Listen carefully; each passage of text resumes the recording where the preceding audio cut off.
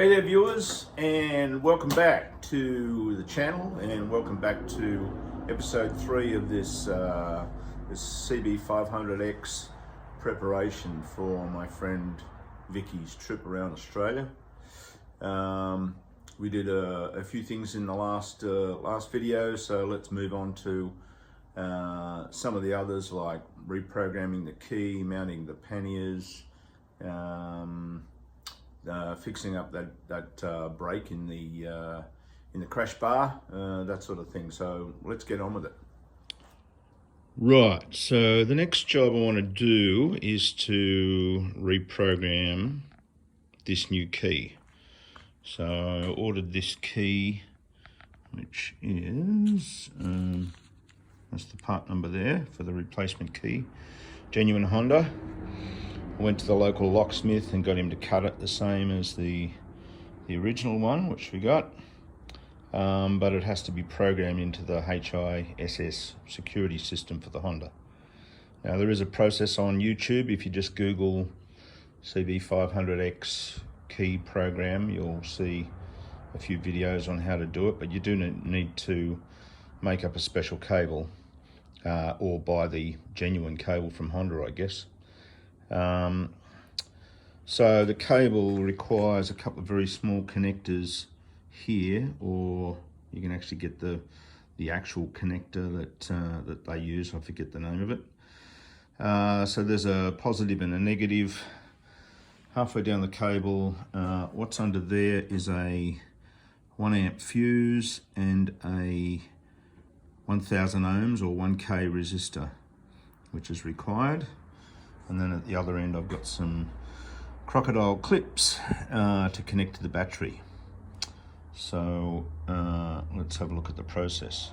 Okay, so unfortunately I didn't video that, but there's videos on YouTube of how to do it. I had a few problems initially where once you connect the cable up and you switch the ignition on with a good key, the hiss light is supposed to stay on, which it wasn't. I then discovered that the kill switch was on, so once I turned that on, the process seemed to work. So just had to disconnect and reconnect the cable a couple of times, which is part of the process. Eventually the hiss light starts flashing. That means that your existing key is programmed. You turn that off, put the new key in, turn that on, hiss light flashes 4 times again, which means that that key is programmed. You switch it off, disconnect the cable and reconnect the cables. I ended up actually taking these connectors off the little backing plate back there, just so it was easier to get into this connector here. So there's a little clip behind there that you have to pull to get it off the little metal tab, and then there's a little tab there to get the actual connector out. So it's this connector that you're playing with. Once I did that, I could get these little connectors in there and make sure they were connecting properly. But yeah, we now have the original key and also the replacement key, which actually works. So that's a success.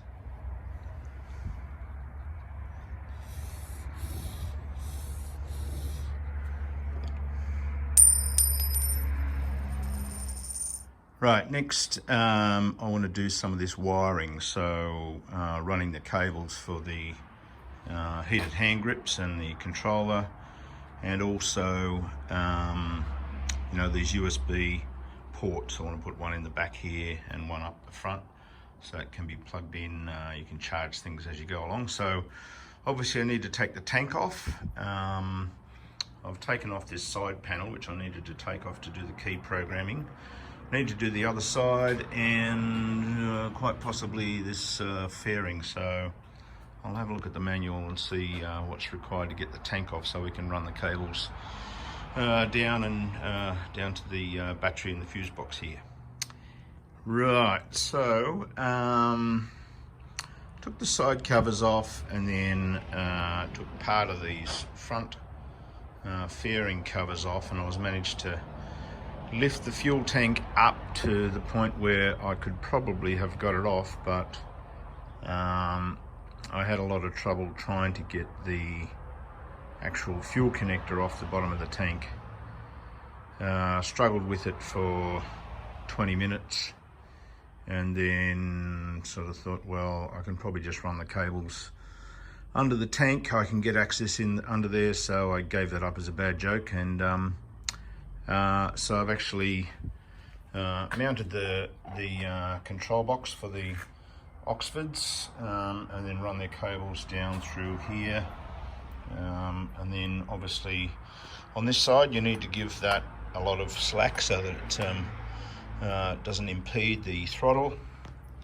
I brought that down through there. I've also mounted one of these USB connectors just here. Obviously if it's raining you need to keep that on, keep water out of there. And then those cables run down to this side of the fairing. I've put the connectors for the heated hand grips in a plastic bag and then sort of cable tied them. And then basically brought the cables down underneath here. I brought the one for the Oxfords up to here. I've just temporarily connected that up just to see if it worked. And then the USB one, I haven't actually connected it up. That will have to go onto a switched power rather than have it connected all the time, because we don't want her to leave something plugged into a USB port and flatten the battery. So that will only be live when the ignition is on. So I'm now sort of putting it back together and putting the side panels back on. I've discovered a few little grommets that are missing. Actually behind this one, somebody had to put a bread clip. So one of these, one of those things that you get off the plastic bag for the bread, which I thought was interesting. So I need to sort of replace these rubber grommets. I think I probably have something around I can use. So yeah, just putting it back together now to a certain degree. Obviously won't put the seat on, and then I'll finish off those electrics. So I'll put another USB port up in the top box, run the cables down there. So it's sort of reasonable progress. So before I finish the wiring and put these side covers back on, I want to fix this crack in the crash bar. So I've unbolted it. There's a couple of bolts that go through the steering head up here, and I've taken the nuts off the other side, so it's two pieces. And then this switch bolts into the side of the engine, so I've undone those. I'll take them up, clean it up and MIG weld that crack, and then give it a lick of paint and stick it back on. So pretty rough welding job, but the crack is now sealed up and I've whacked a bit of matte paint on there, so that will do, I think.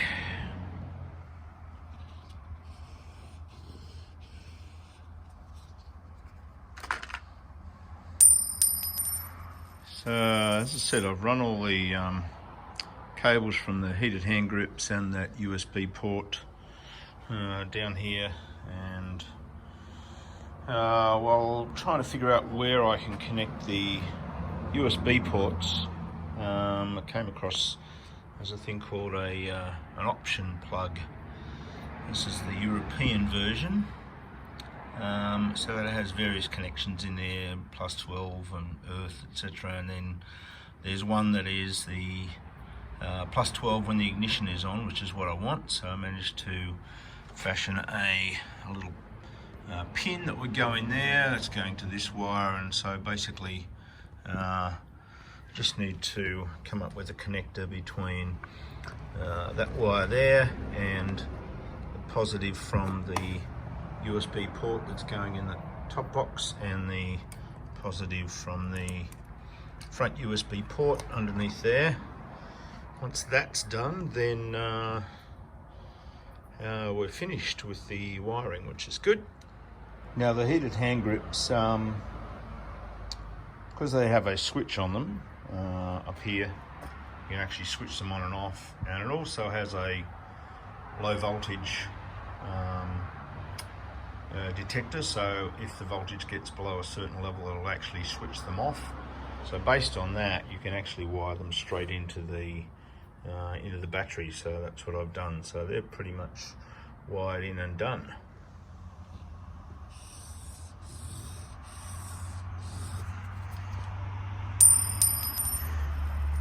Right, so another job completed is just remounting this new number plate, which was just hanging on by one screw when Vic changed it and swapped it over from her other bike.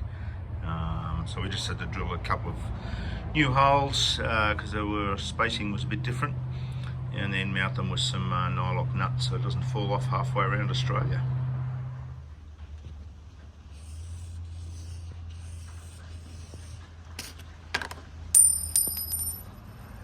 All right, well, we have officially finished the wiring. So I've got a power outlet from that option socket underneath the seat, and I've wired that up to 2 outlets. So one goes to the USB port at the front, the other one goes to the USB port at the back, running back here. I've put a 2-way connector, actually one of these, in there so that Vic ever wants to actually take the top box off, then she can disconnect that. So if we switch that on, we should see that we now have the USB port in the back there. The voltage is a bit low obviously, but that's because the engine's not running. Once the engine's running, goes up to about 13.5, which is about right. So that means she can ride along and charge things in the top box, and also this port up here, which she can use to charge her phone. Just waiting on a little adapter here on this, what are they called? G-clamp or whatever they're called. So that the phone can be sort of up and out of the way a little bit, so that's still coming. So that's wiring complete.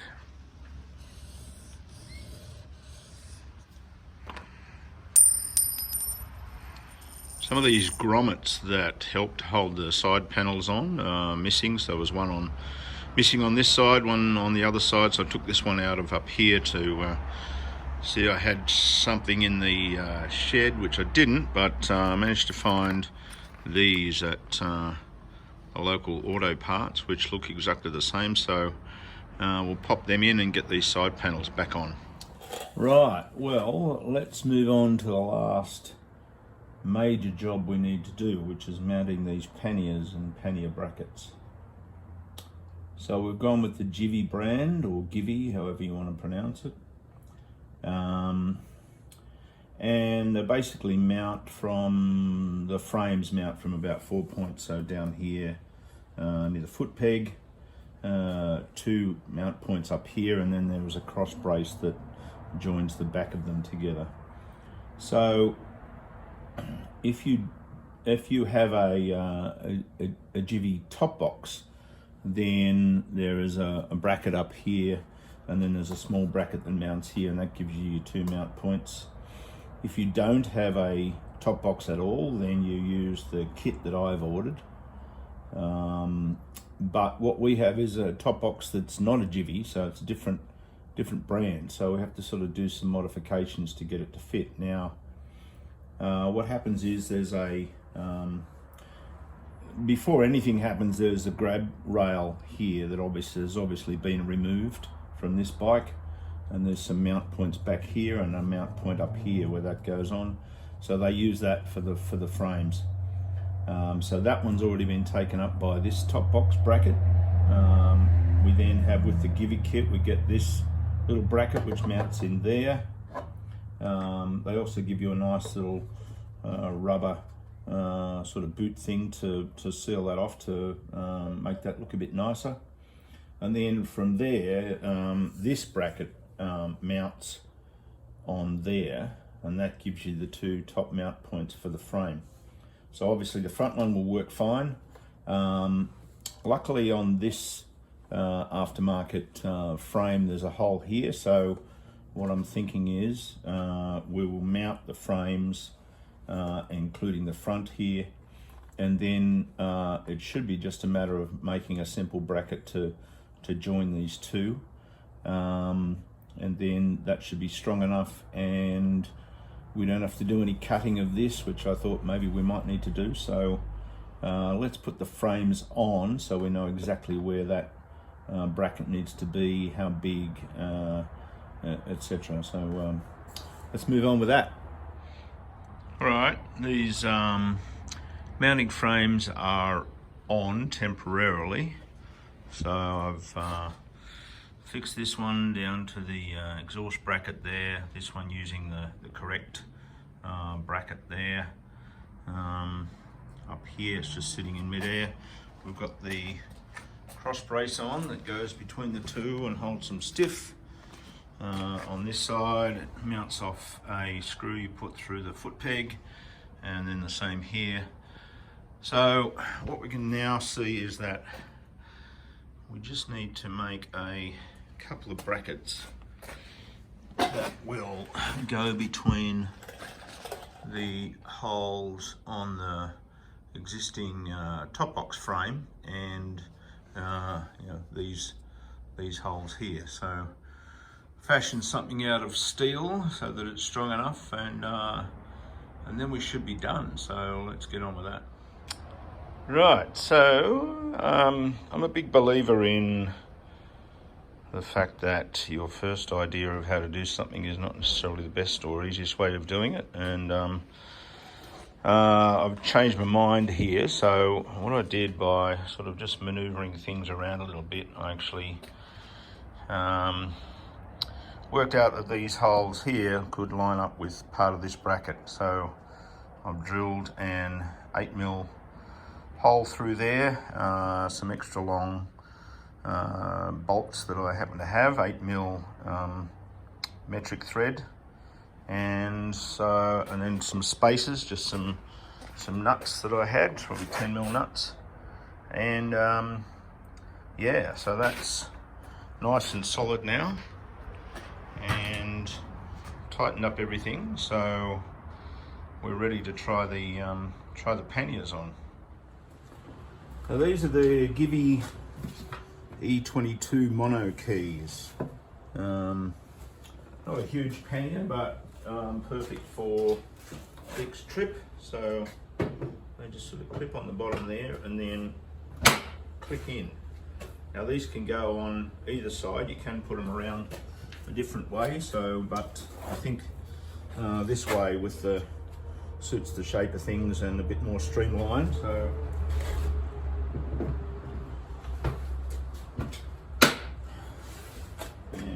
Basically just open like that. You can take them off and use them like a little suitcase.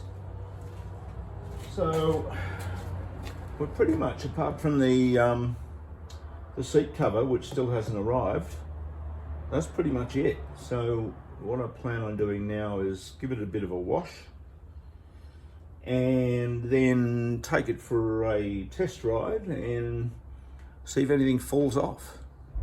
Let's see.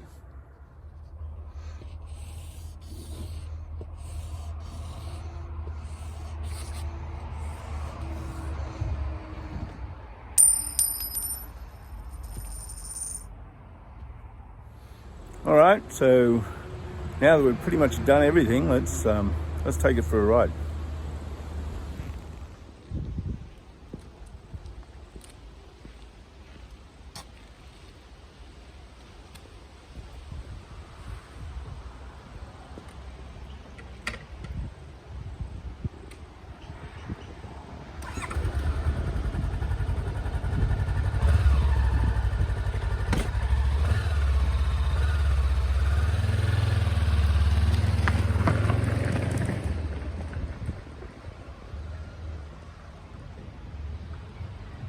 One hour later.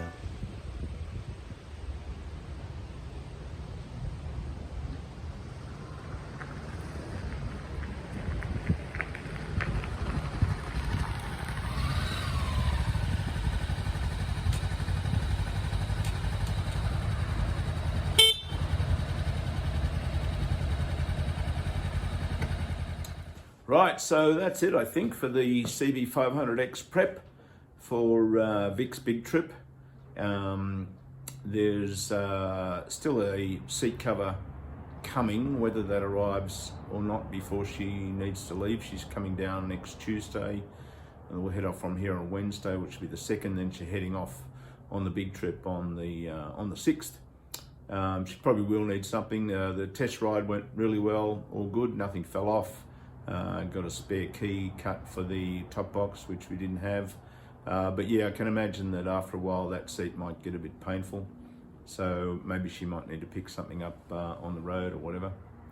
But yeah, we might do a quick follow-up video once she comes down and picks it up, show her around the bike and some of the things that we've done to it. If you like this little short series, then feel free to subscribe if you haven't already. And hope you enjoyed it. So that'll be it for episode 3. As I say, might be a quick episode 4 when Vic turns up and sort of heads off. So thanks for watching, and we'll see you in the short episode 4, or there is another project coming up courtesy of my cousin, another bike rebuild. So stay tuned and keep watching, and thanks again.